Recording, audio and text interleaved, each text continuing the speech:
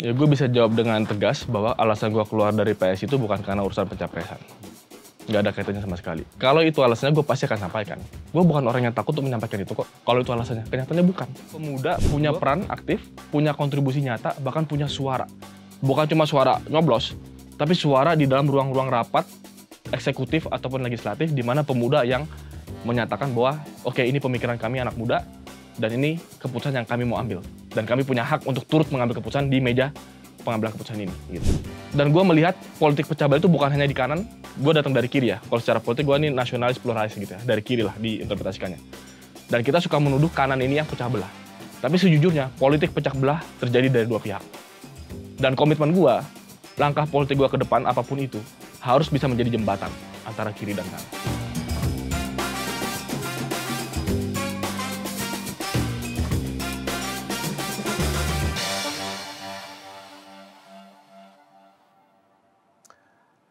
Halo semuanya, sekarang saya bersama dengan seorang politisi, mantan Ketua DPW PSI DKI Jakarta, Michael Syanipar, yang kemarin baru saja mengumumkan pengunduran dirinya dari partai tersebut. Di media sosial udah heboh ya. Gue mau bilang bro, nggak bro itu kan bukan mengarah ke satu partai, itu kan Ya, panggilan umum kan ya. Kebersamaan. Saudara. Ini saudara gue ini soalnya. Bro, kita semua udah lihat pernyataan lo, kita semua udah nonton juga video lo, yang lo post di akun Instagram lo, alasan-alasan kenapa lo cabut. Nah, gue mau menggali lebih dalam lagi nih soal apa yang mendorong lo untuk mengambil langkah yang sebenarnya meninggalkan perahu yang turut lo besarkan, gitu kan. Lo menghasilkan 8 anggota DPRD Provinsi di DKI, itu yang paling banyak ya dimiliki sama PSI ya, pasca 2019, dan juga berbagai macam legacy lain yang udah lo tinggalkan.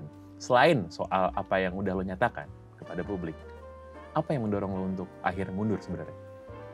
Ya gue pertama-tama gue datang ke sini ngobrol-ngobrol ya, tentu tujuan gue memang ingin bisa bicara lebih terbuka padanya pastinya. Tapi gue juga tahu bahwa apa yang gue sampaikan juga harus hal-hal yang baik, ada tujuan gitu. Karena buat apa gue bicarakan hal-hal yang nggak ada tujuan atau bukan hal yang baik. Dan kalau bicara soal alasan kenapa gue keluar dari PSI, sebenarnya perundungannya udah cukup panjang. Seperti yang gue sampaikan juga di video yang gue bikin. Sebenarnya pemikiran ini tuh udah ada dari awal tahun. Udah mulai muncul lah di benak gue bahwa apakah partai di mana gue bernaung ini adalah tempat yang paling pas untuk gue bisa benar-benar mengekspresikan idealisme gue. Dan pada saat gue bergabung di PSI, gue punya idealisme yang sangat besar yang gue mau bawa. Dan gue pada saat itu meyakini bahwa tempat ini adalah yang pas, di mana gue bisa mewujudkan itu. Begitu. Benar-benar membawa budaya baru di dalam politik, di dalam organisasi partai, dan gue juga sangat berterima kasih, karena di Jakarta gue diberikan ruang untuk menjalankan itu sebagai Ketua PSI DKI Jakarta. Tapi seiring dengan berjalannya waktu, gue juga merasa bahwa hal-hal yang sepertinya dulu ada, sekarang sudah mulai tidak ada gitu. Sudah mulai gue merasakan semangatnya, kekritisannya gitu. Dan kebanyakan yang berhasil dilakukan PSI ya akhirnya apa yang gue lakukan di Jakarta dengan teman-teman anggota DPRD fraksi gitu, dan pengurus-pengurus di Jakarta. Padahal gue menambahkan PSI menjadi gerakan nasional yang rasa dan apa yang dijanjikan pada saat itu juga ekspektasi itu bisa terjawab di skala nasional dan juga di daerah-daerah. Tapi gue merasa itu belum terwujud, dan kalau gue melihat ke depan, gue merasa ya kalau fokusnya seperti ini, sepertinya bukan tempat di mana gue bisa melanjutkan karir politik gue. Sehingga apakah lo merasakan bahwa ada ketimpangan dengan apa yang teman-teman Jakarta lakukan dengan apa yang dilakukan mungkin di daerah lain atau bahkan di tingkat pusat dari partai tersebut, bro? Ya gue merasa memang banyak sekali fokusnya itu hanya seputar Jakarta. Padahal gue rasa sebagai Ketua DKI Jakarta dan dengan apa yang kita sudah lakukan di Jakarta dengan teman-teman fraksi juga, kita sudah bisa mandiri gitu, mengelola isu, mendorong isu. Tapi setiap kali kita mendorong isu, kalau kemudian mesin partai dari level pusat hanya fokus ke urusan Jakarta lagi, justru itu mengganggu apa yang kita lakukan di Jakarta. Itu yang berkali-kali kita juga udah sampaikan dan kita komunikasikan juga gitu. Jadi itu salah satu alasan pastinya. Kalau bicara hal-hal yang lain, gue juga merasa ada budaya-budaya yang perlu diperbaiki dan dibangun kembali di PSI. Budaya seperti apakah itu? Ya gue melihat misalkan proses pengambilan keputusan, proses transparansi, akuntabilitas. sebenarnya banyak prinsip-prinsip ini gue terapkan di Jakarta. Jadi menurut gue sih sebenarnya idealisme yang gue bawa itu, kalau gue bilang tidak ada atau mungkin luntur, ya gue juga bertanggung jawab dong. Karena kan gue ketua DKI Jakarta, gue punya peran gitu. Tapi di dalam kapasitas gue sudah mendorong itu melakukan itu di Jakarta. Di DKI Jakarta, PSI Jakarta punya laporan tahunan, laporan kinerja, laporan keuangan, berapa dana yang kita berhasil galang digunakan untuk apa, kita bisa bertanggung jawabkan kepada publik dan kepada pengurus kita. Itu gue lihat tiap tahun dirilis itu ya, dan ada buku kecil gitu ya. Ada bukunya gitu, kita cetak dan kita publikasikan secara online juga gitu. Dan di Jakarta kita juga punya sistem evaluasi kinerja terhadap pengurus, terhadap legislator. Dan kita juga punya budaya ada rapat koordinasi di mana pengambilan keputusan itu, bahkan gue sebagai ketua DP tidak bisa serta-merta ngambil keputusan. Dan gue berusaha untuk memastikan setiap SOP yang dikeluarkan oleh DPW PSI DKI Jakarta sudah mendapatkan masukan dari DPD-DPD-nya, bahkan dari anggota legislatornya juga. Sehingga proses-proses ini kita memastikan ada suatu hal proses demokrasi. Proses demokratis yang sudah dilakukan sehingga keputusan itu lahir. Nah itu gue terapkan di Jakarta. Tapi kalau gue melihat banyak, beberapa keputusan-keputusan di level nasional terkait dengan mungkin penentuan posisi-posisi strategis atau mungkin isu-isu nasional yang diangkat, gue sebagai ketua DKI Jakarta pun merasa ruang diskusi itu tidak cukup ada gitu. Jadi gue merasa budaya seperti ini, gue berharap tentu kita sebagai partai anak muda itu bisa mengamalkan apa yang kita ucapkan gitu. Bahwa harus ada konsistensi antara nilai-nilai yang kita gembar-gemborkan, yang kita citrakan dengan realita yang ada di dalam gitu. Itu yang gue berharap bisa dilakukan. Oke, ini ada 3 hal yang kalau bisa gue sarikan dari apa yang tadi lo bilang soal transparansi, soal good governance ya, soal masalah manajemen dan juga administrasi, sama terakhir tadi adalah soal konsistensi sebenarnya apa yang diucapkan dengan apa yang dilakukan benar-benar sama. Jadi kalau kita mau mengambil kesimpulan, apakah 3 hal tersebut sebenarnya yang ya akhirnya karena tidak ada 3 hal tersebut, tidak ada transparansi, tidak ada good governance, tidak ada juga keselarasan antara apa yang dikampanyekan dan apa yang dilakukan. Lo melihat 3 hal ini yang missing dari PSI sebagai partai sehingga lo memutuskan untuk cabut?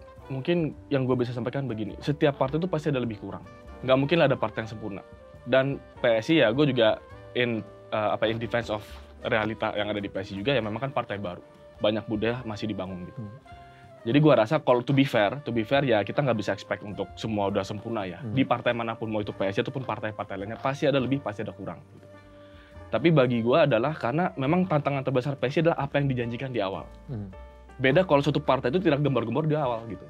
Apa yang dijanjikan bro? Misalkan ya prinsip-prinsip apakah soal transparansi. Kita kalau menuntut, misalkan kita menuntut pemerintah transparan. Pemprov DKI Jakarta kita kritisi habis-habisan soal transparansi anggaran, data dan lain-lain. Tapi sebelum kita menuntut orang lain transparan, ya kita juga harus siap mempertanggungjawabkan apakah diri kita sendiri juga. Gitu. Nah hal-hal seperti ini kan kita sering suarakan dan bagus, harus. Dan saya berharap semua partai politik di Indonesia berani mensuarakan hal-hal tersebut. Gitu. Tapi pada saat kita menyuarakan standar-standar seperti ini, kita harus siap bahwa standar yang sama itu diterapkan ke diri kita sendiri. Nah itu tantangan besar dari PSI, satu partai yang memang menjual dan menawarkan idealisme yang tinggi.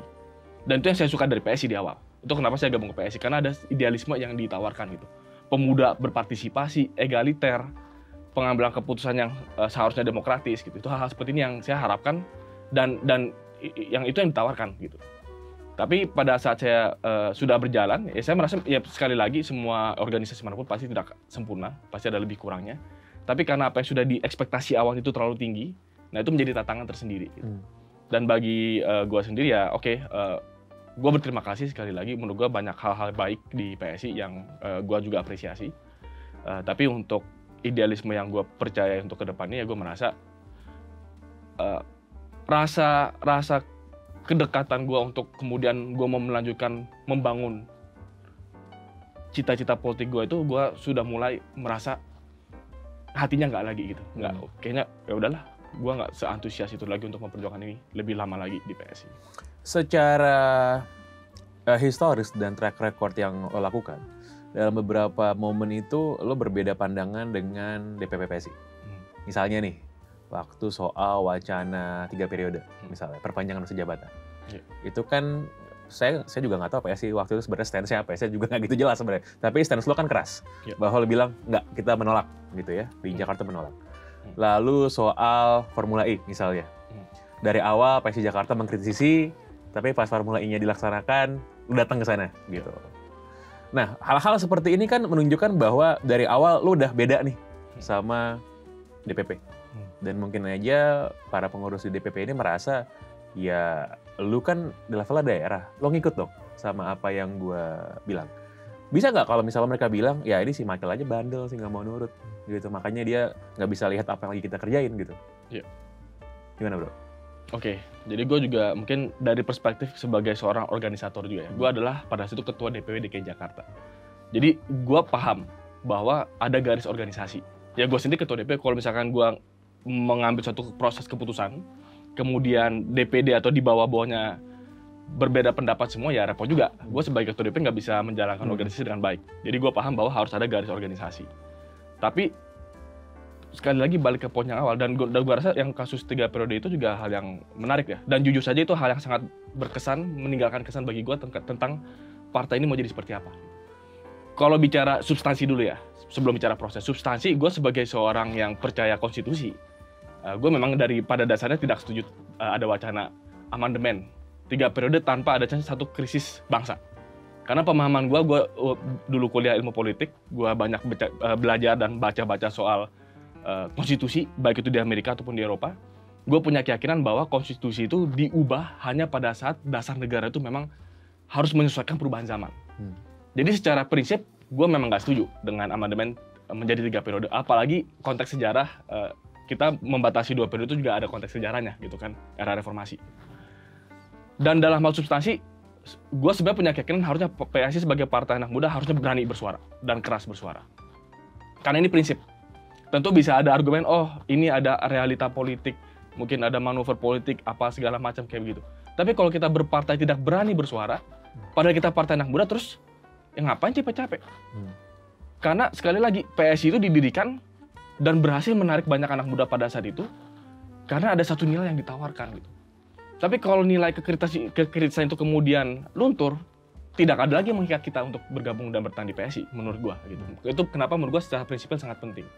Tapi itu baru substansi ya, substansi dan prinsip. Yang kedua adalah soal proses. Karena gue ingat pada saat keputusan itu ada statementnya yang keluar, gue merasa kita dari DPW-DPW itu tidak diajak konsultasi.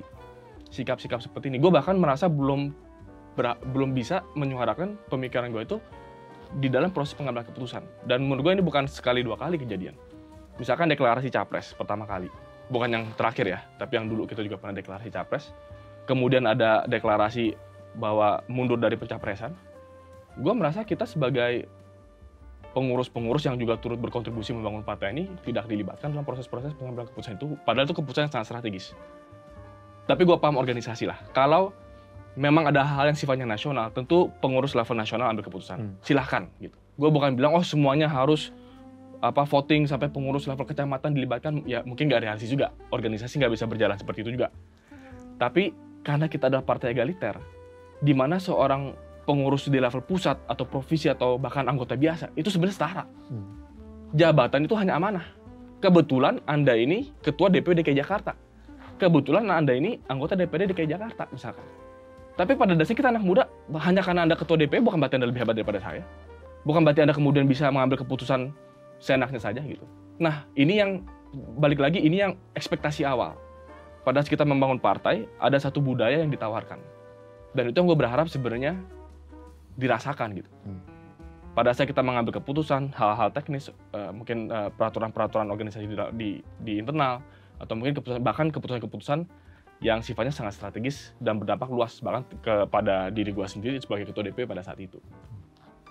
Oke, ini sebenarnya tadi gue juga nyinggung soal formula itu karena kalau lihat komen-komen di media sosial ya, dan orang tuh bilang, oh ini kan si Mike ini akrab sama Pak Anies gitu. Dan ada yang bilang juga, oh ini Michael Cianipari cabut nih gara-gara mau merapat ke barisannya Pak Anies nih. Ya. Apakah betul, Bro Man?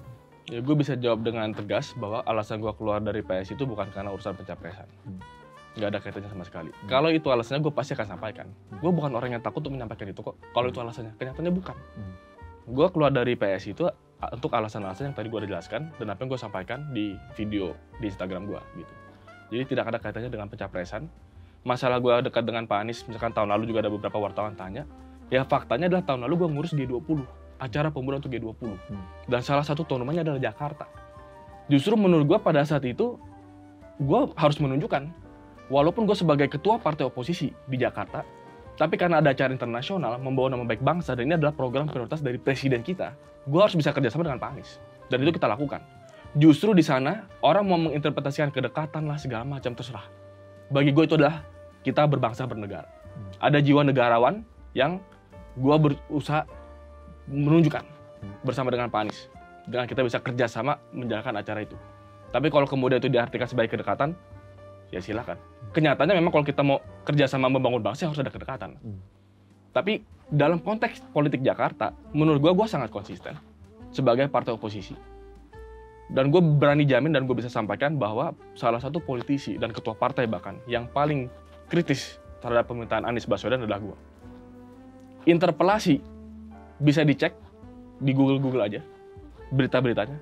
Gue yang waktu itu ngotot, langsung gue bikin press conference, gue kumpulin, gue bilang ke internal PSI Jakarta, ini momennya kita harus dorong interpelasi untuk Formula E. Ya gue dekat dengan Pak Anies, artinya kita lagi mengurus acara barengan gitu untuk acara persiapan G20 pemudanya. Tapi urusan Jakarta, gue adalah partai oposisi. Tapi oposisi yang gue bayangkan, dan ini yang gue berusaha terapkan juga di Jakarta, adalah oposisi yang konstruktif. Tentu ini susah, tarik garisnya ya, karena banyak orang, jadi lucu nih, gue keluar dari PSI, ada yang bilang, oh karena gue dekat sama Anies. Tapi waktu gue di dalam PSI, dan gue mengkritisi Anies, ada juga yang bilang gue benci sama Anies. Jadi ini memang, inilah polarisasi yang ada di Jakarta mungkin di Indonesia gitu. Pada saat gue mengkritisi, dibilangnya gue benci. Pada saat gue mungkin agak sedikit mau lebih objektif, dibilangnya gue udah deket. Kemudian gue keluar dari partai, gue mengambil keputusan-keputusan politik, dikaitkan dengan apakah gue deket, apakah gue suka atau benci dengan Anies gitu. Ya memang karena ya gue rasa ada satu dinamika yang menarik ya antara seorang gubernur DKI Jakarta yang memang saat ini juga capres potensial. Ya dan kita kekuatan politik baru di Jakarta, anak muda, dan yang sudah dengan tegas menyatakan kita oposisi dari beliau gitu. Dan memang sikap PSI secara nasional juga kan sangat keras terhadap Anies juga gitu. Ini sebenarnya publik bisa beranggapan seperti ini karena kan sebelumnya udah ada juga gitu yang dari PSI ya, Bro Surchan kan juga kalau dia udah secara publik nih bilang kedekatannya sama Pak Anies. Tapi ada juga misalnya kayak Samara gitu kan, keluar juga pada tahun ini nih, Bro Mike keluar dari PSI, tapi alasannya pun juga sama, bukan karena urusan pencapresan. Jadi wajar gitu kalau misalnya publik itu ya berspekulasi gitu, ini Michael Shenipar keluar nih gara-gara apa. Nah, berikutnya yang mau gue tanyain adalah soal ini. Politisi itu kan keluar dari satu partai, nggak mungkin terus tiba-tiba dia nggak berpolitik lagi. Politisi itu menurut gue sebuah pekerjaan profesi seumur hidup. Nggak bisa pensiun sebagai politisi itu nggak bisa. Keluar partai bisa, pensiun sebagai politisi itu nggak bisa. Pertanyaan berikutnya adalah, Michael Shenipar ini abis melepaskan jaket merah berlambang mawar ini, berikutnya mau mengenakan jaket partai yang mana nih? Ya, gue sih bicara apa adanya aja ya, bahwa memang gue sudah 10 tahun di politik. S1 gue ilmu politik di Korea Selatan. 2012 Maret gue balik ke Indonesia. Bulan April atau Mei-nya gue langsung ikutan kampanye Jokowi Ahok, jadi relawan kampanye. Itu 2012 sampai sekarang. Keterusan gue kerja di balai kota, kemudian gue berpartai. Di PSI juga sudah 7 tahun, 8 tahun. Jadi memang gue 15 tahun terakhir hidup gue sekarang mau 31 tahun. Berarti setengah hidup gue ini udah memang di politik gitu. 10 tahun karir profesional gue sejak gue lulus kuliah, itu di dunia politik. Jadi sejujurnya, ya gue memang nggak bisa membayangkan diri gue tidak berkontribusi atau mencoba mengambil peran di dalam perpolitikan di Indonesia. Mau itu di level nasional ataupun di level lokal. Jadi kalau ditanya seperti itu, ya gue akan jawab apa adanya bahwa gue pasti berpikir untuk tetap terlibat di dalam politik. Tapi bentuknya seperti apa, itu gue masih mencari bentuk sejujurnya sekarang. Dan kalau soal itu cuman bentuk, apakah lu pasti akan bergabung dengan partai politik lain, entah yang mana? Maksud gitu ya? gue bentuk itu bisa jadi berpolitik melalui partai politik, bisa juga berpolitik melalui mungkin kontestasi politik, misalkan pilpres, pilgub, pilkada, itu kan nggak harus, misalkan jadi tim ses kan bukan harus berarti gue harus dari partai tertentu gitu kan ya. Atau mungkin gerakan politik anak muda yang gue juga pikirkan perlu ada gitu, lintas partai bahkan harus kita lakukan. Jadi cara kita berpolitik sebenarnya ada banyak, bukan hanya melalui partai politik. Dan gue mendorong pemuda Indonesia untuk peduli terhadap politik. Tapi kalau gue sekedar berharap dan mendorong, gue sendiri nggak terlibat ya menurut gue nggak konsisten. Jadi gue pasti akan terlibat gitu. Nah mengenai pilihan gue ke partai mana itu juga banyak ditanya sama teman-teman. Ya pada saat ini gue masih menimbang-nimbang. Tentu sekali lagi gue juga melihat opsi-opsi yang ada juga gitu. Dan setiap organisasi pasti ada lebih kurangnya. Tapi gue akan mencari tempat di mana gue punya keyakinan bahwa gue diberikan ruang dan teman-teman yang mungkin akan bergabung sama gue nanti akan diberikan ruang untuk melanjutkan perjuangan apa yang sudah kita lakukan.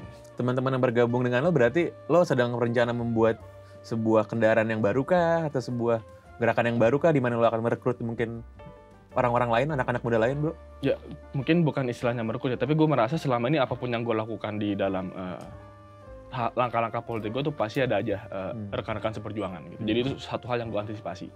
Tapi tempat berikutnya adalah tempat yang memang memberikan kita ruang, anak-anak muda ruang untuk bisa mengekspresikan idealisme politik kita dan di mana kita bisa punya kekritisan juga di dalam organisasinya dan juga di dalam kita mengkritisi kebijakan atau mungkin berpolitik secara umum. Gitu. Terakhir, ini kan 2022 akhir nih ya, 2024 pemilu itu ya setahun 2 bulan lagi lah kira-kira. Apa yang lo harapkan terjadi di pemilu nanti bulan Februari 2024 bagi anak-anak muda, bro? Karena gini, karena 2019 itu kan one of the buzzwords itu kan adalah politisi muda, politisi milenial. Yang mana dari 2019 sampai sekarang menurut gue sih ya itu bahan kampanye aja gitu. Sekarang nggak ada apa-apa juga. Apa yang lo pengen lihat anak-anak muda di 2024 itu lakukan dalam kancah politik Indonesia? 2 hal yang gue berharap anak muda bisa lakukan. Yang pertama, pemuda, dan definisi pemuda ini cukup luas ya. Gue rasa dari umur 30-an awal sampai dengan 17 ke atas itu masih bisa dibilang kategori pemuda gitu ya. Jadi Gen Z, milenial, itu kan lebih dari 50% penduduk Indonesia. Jadi mayoritas populasi Indonesia adalah anak muda. Jadi harusnya warna politik Indonesia, keputusan yang diambil oleh bangsa ini, itu mencerminkan juga demografi kita di mana pemuda itu mendominasi. Jadi kita bicara masa depan, ide-ide ini harus muncul juga dari para pemuda. Jadi yang pertama gue harapkan adalah pemuda punya peran aktif, punya kontribusi nyata, bahkan punya suara.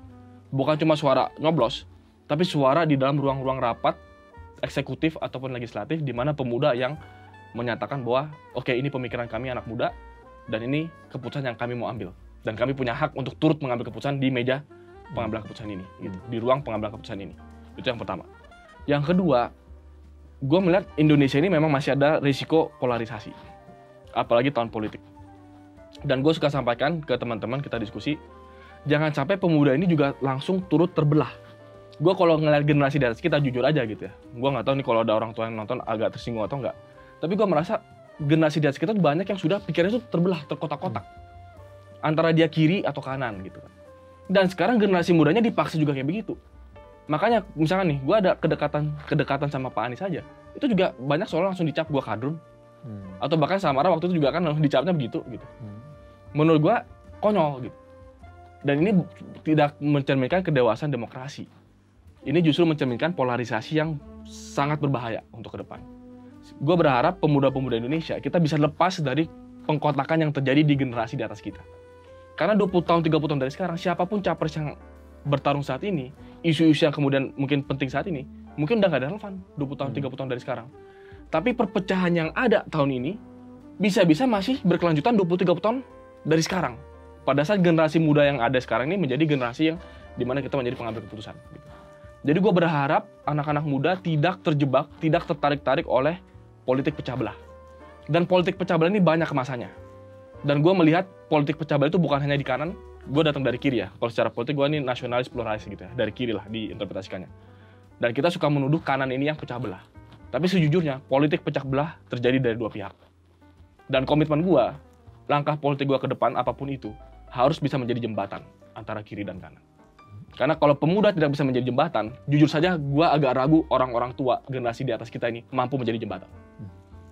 Terpaksa harus kita. Kalau perlu clean slate, potong generasi. Dimana generasi yang muda ini bisa bilang kalian di atas kita mau pecah belah selama ini, kita nggak mau pecah belah. Lo pengen jadi jembatan dari dua kutub politik yang berbeda yang lo tadi bilang politik pecah belah ini, dan lo mencari tempat di mana tempat lo yang baru tersebut mengakomodasi lo, mempersilahkan lo, mengizinkan lo untuk jadi jembatan, yang gue berasumsi mungkin di tempat sebelumnya lo nggak diizinkan buat jadi jembatan, bro. Ya, gue banyak diberikan ruang juga untuk berekspresi lah. Gue harus fair bahwa gue berterima kasih dengan kesempatan yang ada. Tapi untuk ke depan, gue melihat langkah-langkah politik dan juga mungkin perjuangan yang harus dilakukan itu skalanya pasti harus lebih besar lagi. Dan kendaraan apapun yang gue berharap nanti gue bisa bergabung, harapan gue bisa siap untuk hal yang lebih luas lagi gitu dari sekedar kota Jakarta kemarin. Oke, sejujurnya gue excited untuk ngelihat nih Michael Shanipar berikutnya mau ngapain dan akan ngapain dengan yang mana dan sama siapa gitu ya. Karena pasti yang mau ikut sama lo banyak lah, gue yakin ya. Gue mendoakan yang terbaik buat lo. Thank you. Gue tunggu. Gue nggak yakin Michael Shanipar tidak akan berpartai politik lagi. Gue berani taruhan gede-gedean. Waduh, nggak boleh ditaruhan. Nggak boleh taruhan ya? Nggak boleh taruhan, oke. Nggak boleh sih, jangan ya. Jangan judi. Tapi kan itu bukan judi kalau itu adalah sebuah certainty kan. Oke, Bro Mike, thank you.